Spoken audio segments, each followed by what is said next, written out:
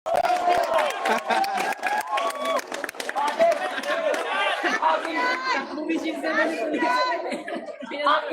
naman lahat yan eh. Yung sasakyan ni BBM, atin yan. Yung brake nila, atin yan. Yung pati ni Sara Neta Marcos, atin yan.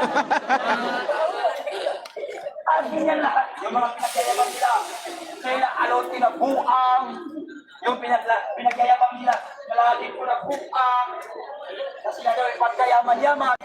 Nila kayo nahiya. Yung pinagyayabang ninyo na kayamanan ninyo na kinakain ninyo na yung pakiwagpaso pa kayo, pera ng taong bayan. Tapos itong pera alon po ang ginayon pa, may lakas pa ng loob. Sabi niya, wala ang utang na loob ng mga Pilipino. Yan tinuturok mo sa katawan mo na glutathione, pawis ng taong bayan. Saan galing ang sahod ng pamilya mong politiko? Hindi ba sa buwis ng taong bayan? Ngayon, Kuya Park, bakit mo sinasabing buwis? Hindi naman kami nagbabayad ng buwis. Pag bumili ka ng ballpen o lapis, yan ang sinatawag na tax. Pag bumili ka ng cotton o candy o kahit ano yan, yan ang tax natin. Yan ang gagaling ang mga sahod ng mga kusang ilang nato na politiko. Hindi pa sila nakontento sa milyon na sahod nila. Nagnakaw pa sila. Magkano ba ang hinapon ito mga putang inang to? Almost 6.320 trillion. Ninakaw nila. Kaya ngayon tayong mga Pilipino nandito. Wala tayo ngayon sa Mindiola kung walang politikong magnanakaw. Walang Pilipinong magrarally kung merong matinong politikong namumuno. Kaya tayo nandito kasi wala ni isang matinong politiko na kayang gampanan ang trabaho niya sa atin. Binoto natin sila para ano? Para tayo ipaglingkuran at bigyan lunas ang mga problema sa ating bansa. Hindi natin sila binoto para nakawin tayo at mabuhin ang mahal nating bansang Pilipinas. Inuin mo, sinasawigan na sila eh. Nagnanako pa sila. Hindi na sila nakatento sa mga sahod nila. Hindi pa ba sapat sa mga politiko ito na kinilang mga Pilipino? Hindi na subukan ng mga politiko na yan na lumusong sa baha. Tayong nandito, mga squatter lang tayo eh. Mabuti pa nga kung nakakain tayo ng 2 beses ang araw. Eh sila, araw-araw kumipili ng mamamahaling pagkain. Nakatira sa malalambot sa sahig, naka-aircon, naka-mansyon. Tayong katabi natin matulog mga daga. Minsan natutulog tayo, walang kain. Minsan pumapasok tayo sa school mga kabataan, walang baon. Nangungutang lang tayo sa klase natin. Diba?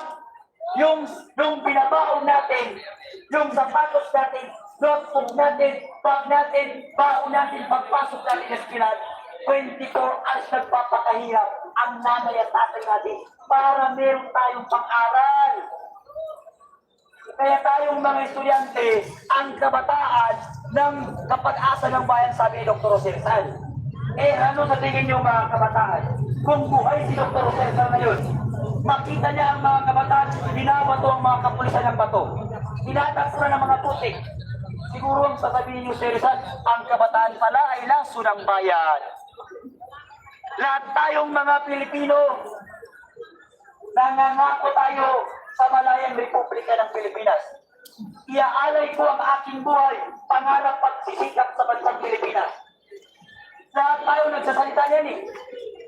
Tuwing flag ceremony, nangangako ka ay ipagtatanggol mo ang bayan, ipagtatanggol mo ang kapwa Pilipino, handa kang mamatay para sa bansa at para sa bayan mo.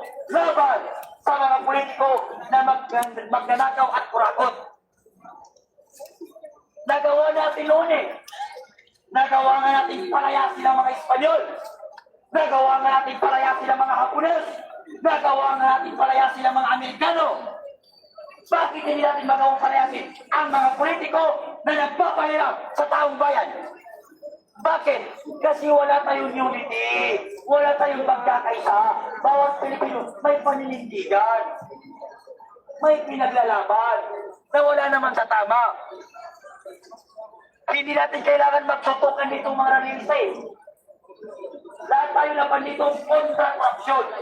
Lahat tayo nandito para itigil ang korupsyon at kababain sa pwesto si PBM. Iisang layunin, iisang kagustuhan, walang makakagawa niyan kung hindi tayo mga Pilipino. Napakalisang na example mga kababayan ko. Pag ang walis tinting pinag-iwalay-walayan sa kabilang-kabilang goma, ano sa tingin mo ang walis tinting pag 10 lang sila? Kaya ba nilang itapon ang basurahan? Pero pag ang walis tinting nagsama-sama sa isang goma, kahit gaano karaming basura, kahit gaano karaming putik, kayang itaboy ng walis tinting.